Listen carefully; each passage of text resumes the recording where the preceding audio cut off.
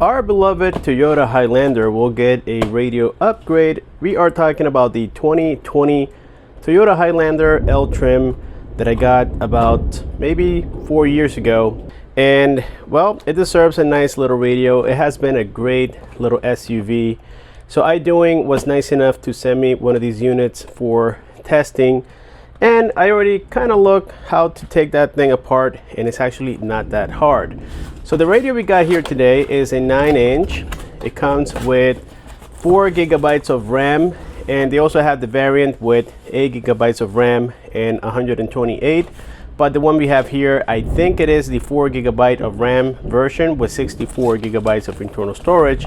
We will confirm that here shortly. So anyways, Idoing decided to include a quick installation guide, which is not really dedicated for the vehicle, but at least they are trying to help, guys. And it's always about the intention, even though I will not be using these, but the intention is always nice. So as always, we get a lot of foam inside of the box. This is something typical about them. I never ever had a unit from them arrive damaged. Okay, so this is our harness, and it looks like we have several of them, as you can tell. So of course, I'll be giving you guys some more info on that later. We have another harness here with a CAN bus. This is our unit. So Idoing explained already a couple of things that I have to do with these rear brackets, and this is the screen. Wow, for the first time, guys, I can see that Idoing took a step forward and decided to upgrade their displays. This one is one of those that has the true blacks screens. They don't look like they're mirrors as we have seen before, and this is a big deal. So as you can tell, the buttons do look like OEM buttons. It's actually quite similar to the radio we have already on the car. So of course, we're gonna go to the Highlander, take it apart, which is fairly simple, and then we're gonna hook up this bad boy right here. So for this, some of the things I'm going to take is a Phillips head screwdriver and a pry opening tool for now. And of course, I have the electric kind, but you can use the manual one. It is absolutely fine. Of course, I can't do this without some coffee. It looks like it's about to rain too. It's right there, but hopefully we can get some of it done. And it only has 69,000 miles now, but this radio kind of got boring. So back here, guys, you have this little opening, all right, and that's where you're gonna need the pry opening tool. You got to pull this out, and let's see what kind of screws we have back there. And it looks like those are 10 millimeters. Now let's put it in reverse, and let's see.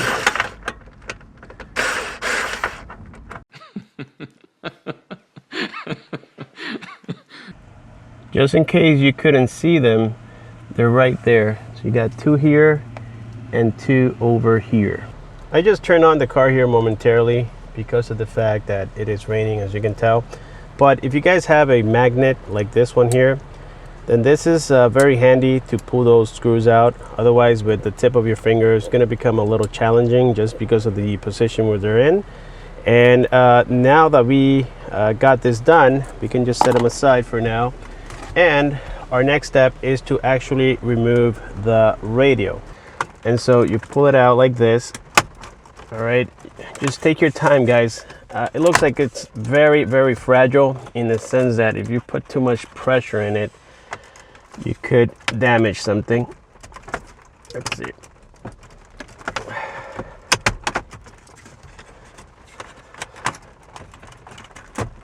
There we go. It's coming along, guys. It's coming along.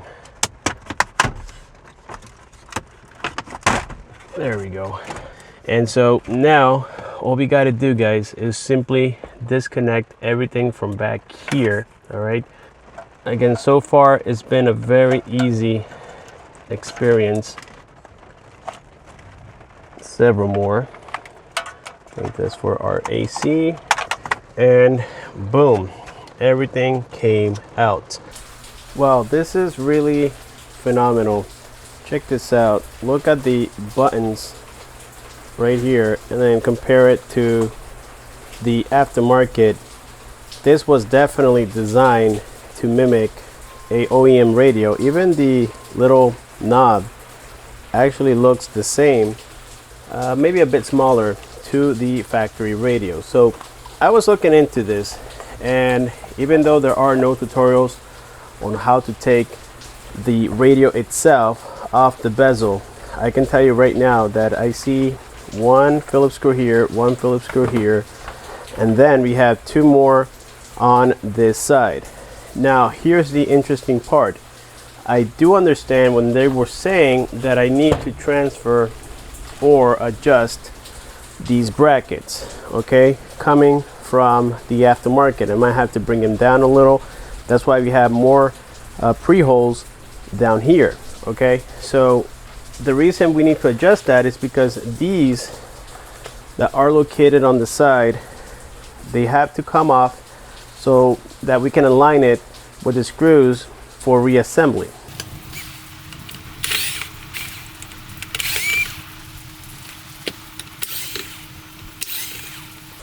Alright guys, so I did remove those Phillips screws on each side, a total of 4. But then if you look here closely, we have these clips. We have 2 on the top here, and we also have 2 on the bottom side, in which you can access with this pry opening tool. So basically you will have to kind of like lift it up and then see, there we go. It just came out by doing 2 of them. And so be careful, it took me by surprise. But yes, you have to undo the clips from the bottom, and that will bring the radio off the main bezel with the AC controls. It looks like we have to remove the bracket that came pre-installed from Idoing, and we're gonna have to move it a little bit towards the higher side.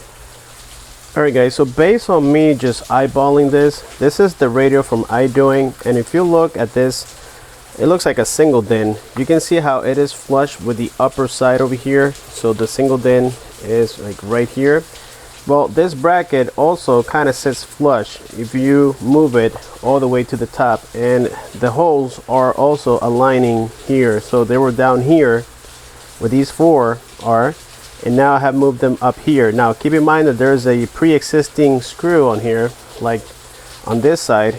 You have to remove it so that you can sit the bracket flush. Now we're gonna need a size 8 to remove these side screws holding that bracket in place.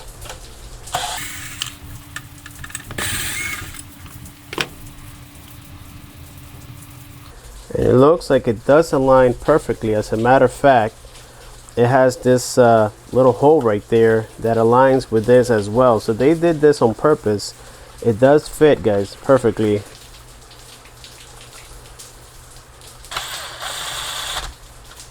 Excellent. Check this out. And from what I can see, that's going to be perfect. Now, as I said, the only bracket that you're not going to transfer over, which is not really needed, is going to be this here. Well guys, I went ahead and did a little trial and error type of thing. I went ahead and plugged this into the Highlander, and everything's working well. Now, here's a couple things that you need to know. The first one is that, well, you're not going to need this harness. This is for like other trims. It has a whole bunch of factory harnesses into it, and it doesn't have the CAN bus.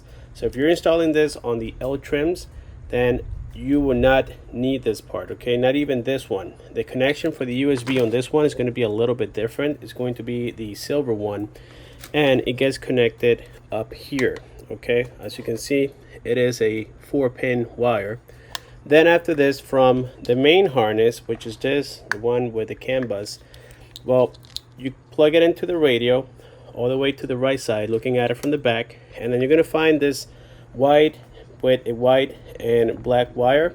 That white harness goes connected to the right side of where the USB port goes. This is for the USBs on the Highlander itself, okay, for factory connections. Then we have the antenna that comes from this harness. You're going to plug it back here, and that stays on there. Now, as for the reverse camera, we have a dedicated wire that looks like this. So it goes on like this. All right, so it is from the right to the left. It is the 4th one, All right, and you can't miss it. Now this is going to get connected to the one that is coming from the main harness that says cam. You're gonna see cam, and then this is for your camera input, and now you plug them together like that. Otherwise your factory camera is not going to work. Something I will suggest that you guys do is add a little bit of electrical tape to that RCA wire, just so that it doesn't cause interference. Sometimes the metal portion of it touches the metal of the car, and that causes an error with the camera. I've seen it happen before, and I was breaking my head trying to find where the problem was, and after I added some electrical tape, the problem went away. So the GPS goes where the little red protector is right now. It says GPS on there. The bottom one is for the 4G, which is this one right here. That's the antenna for it, and that's pretty much it. All right guys, so it looks like this is going to fit the factory main bezels, I call it, with the AC controls. As you can see, everything is fitting well on there. I don't see any problems. So of course we're gonna have to hook it up to the car, but I don't think it's gonna actually clip onto this like the OEM did. I don't see that happening, but at least we know that it fits inside, and it looks quite factory to me. Let's get back to business. So as for the 4G antenna, I had a change of heart. I'm not gonna hook it up. First of all, my wife, she's not gonna be paying a service to get the 4G. So we're gonna leave that to the side right now. I see here that it's very restricted when it comes to passing wires to the dashboard. That's Toyota quality for you guys. It's amazing. But other cars are a little bit more shallow. They don't have as much as plastics, and it's really easy to run it through. So the only one that I'm going to hook up on here is going to be the GPS. I think this one, in case of emergency, sometimes you don't have reception on your vehicle or on your phone, excuse me. So if you don't have reception on your phone, you can always come here and use your GPS, okay? So now what I will do is match, all right, all the harnesses. So it looks like this one matches this one here, the gray one. And this one matches this one. Let's see if that's correct. And yes, that's the one that matches this one. We have, let's see, we have another one. This is for the antenna, and this one matches the white guy here. Just ensure that you put the clipping part where it belongs. It only goes one way actually, so there we go. That's your FM antenna. And so we have this black one that matches with this one here. This is for your speakers, and this one gets connected on the back side of the radio along with the FM, the main harness here, and the reverse camera, and of course our GPS. Okay, so now we can come back here, and we have one more. Hold on, give me 1 second. We got this one here, guys. Sorry about that. We have this gray one. That's your USB, so you have to plug that in as well. And now we can just start putting all this together. So we got some auxiliaries, and what I would do is put them on right out and then left out, which should be this one here. So I'm going to connect the auxiliary ends coming from this harness, just in case, guys. You never know, it could affect the audio right there. Okay, and then just tuck it all in like so. Let's tuck it all in. There's only one harness we didn't use, actually a couple of them. These look like antennas to me. Only two of those were not used, and then this one, which I'm not sure exactly what that does. Hopefully it's not for the steering wheel controls, but let's see. Let's hide all this back here also. Let's hide. And now I think everything's gonna match well on there. Well, they are fitting, so that's good news. I put in one so far. It's best if you guys use the magnet and then kind of like start bolting on the screw first. It makes it a lot easier. And then later, we're gonna use the screwdriver with the 10mm to get it all tied up. Before we completely get these tightened, it is best to leave it loose with a little bit of play. So these go on here like this, and then like this. Make sure you don't forget, it's very important. And this one goes on here like this. Now we can go ahead and reinstall them. Let's see if it's not going to give us any issues. Also, peel this off before you put in the bezel, because it might get a little harder later. Alrighty, wow, check that out. Alright guys, so this is our verdict. Let's put this back on here. Bam, bam, bam. Okay. Well guys, check this out. I am truly amazed with this Idoing radio. They have done it again. And if you guys follow me, follow my channel, and know all the Idoing radios that I have done for this company, all the installs, you'll be surprised that none of them have failed. All of them have been great, and they just keep improving. This one in particular has the deep blacks, as I said before. So what that means basically is that every time we turn off the radio, you can see how the screen actually matches with the bezels around the radio, giving it that sense of quality. That's because we have a QLED panel this time, and it is not one of those LCD panels that have a lot of glare. It makes it look like a mirror. This one is a little bit different. Also, some LCD panels out there that I've seen, they have the same blackout screens, and it just makes it look so much more premium, guys. So right here, this is our boot up screen, and as I said, everything is working great. We have our little lights right behind the buttons, and if you look at the factory radio right here, you can see how they try to mimic the buttons to look as close as possible to the factory radio, and it gives you really that sense of being a factory unit, which is super cool. So this is our main user interface, very common for Idoing.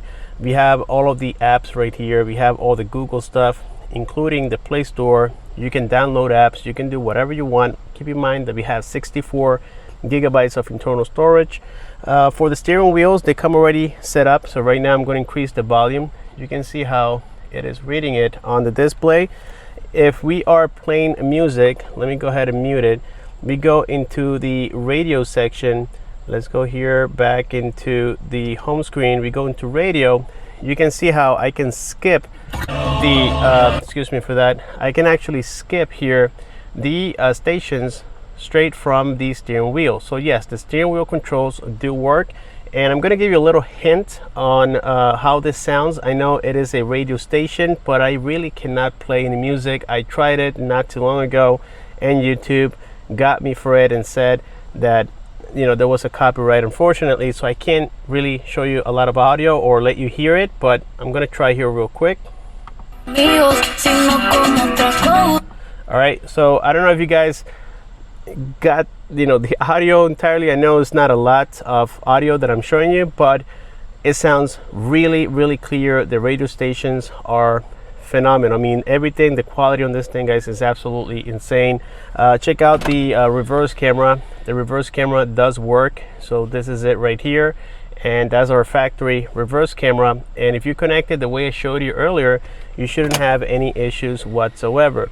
So going back here into the main screen, we do have the wireless CarPlay. By the way, we did activate the USB hub right here, so if you want to use it wired, you can as well. It's part of the way that they designed this. So this is a data USB. You can actually connect your phone and use it wired. It is a little bit faster, to be honest with you, but that's CarLink 2.0. I have my phone back here. Let me grab it real quick. So you can see it says verification approved, and once that verification has been accomplished, then you will have it completely wireless. As you can see, I have no wires going through it whatsoever, guys. So again, this is very, very nice. The quality my wife already got in here. This is her car, by the way, and she got in here. The first thing she noticed is that the audio coming from this radio was much superior than the radio from Toyota. Also, when we turn on the AC, you can see that it is red on here. Now you cannot change the settings on the screen because by factory that was the way that it was made even before. You couldn't change anything on the screen, but if there's a trim out there that allows you to do that, then you will be able to change all of the settings on the screen itself. You also have like a little quick toggle here that tells you what's going on, and I was able to change it to Fahrenheit by going into settings, and you go into device. Let's see, I think it's device or general is one of these right here. You can customize a lot of things on here, including the backlight for the radio, so that it matches better here with the factory light. So you go into lantern, and then from here you select exactly what color you want this to light up so that it matches with the buttons at the bottom. You can do all that as well, guys. All you have to do is just play with it like I did. By the way, the factory passcode on here is 3368. For right now, we're going to bypass the temperature change. I can't find it, unfortunately. But something I did find is that we have UI selection. So right now we are on UI number 5. We can change it to UI number 6. And this is what it looks like. Let's try 13 and see what it does. There we go. That's the UI number 13. And there we go. So again, we have lots to choose from. So with this being said, I think we have covered most for this radio. Unfortunately, we can't do a lot more on the audio side, but if you guys are looking for an upgrade from your factory radio on your Toyota Highlander from 2020 all the way up to 2024, this is a great way to do it. Or if your unit is broken and you don't want to spend a lot of money at the dealership getting a replacement, this is a great way to go. Just keep in mind, guys, that there are different trims, and the newer the year, the bigger the screens got. So you have to make sure that this is going to fit. At least it does fit on my 2020 L trim, and everything is working perfectly. With this being said, thank you so much for watching this video. Subscribe, comment, and share. Click on the bell icon so that you don't miss future videos like these. And I'll see you guys on my next one.